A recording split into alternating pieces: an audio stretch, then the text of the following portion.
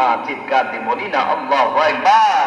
মালিক একদিন মানুষ থাকবে না, কেউ থাকবে না, আপনার বন্ধুর উপর দোষী পড়বে কে?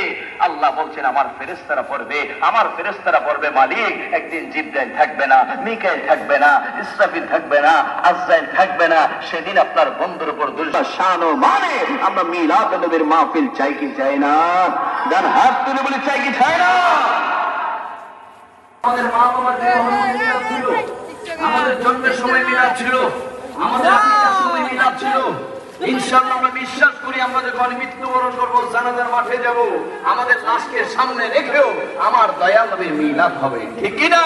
তাদের জুতার পায়ের তোলার ধুলাবালির সমান না, কিন্তু আল্লাহ হয়তো আমাকে এখানে বসিয়েছেন বিদায় দিয়ে একটি কথা বলার সুযোগ পেয়ে।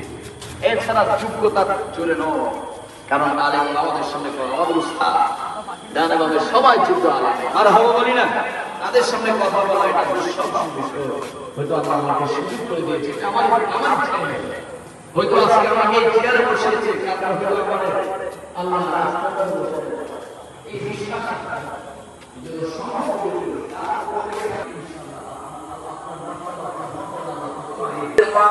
লাগে না। ক্ষমতা পাওয়া জীবন একটু এরম বলে কোনোভাবে যদি একটু লেখাপড়ায় ভালো হয়, তার সামনে মানুষকে মানুষ অসুবিধা বলি না।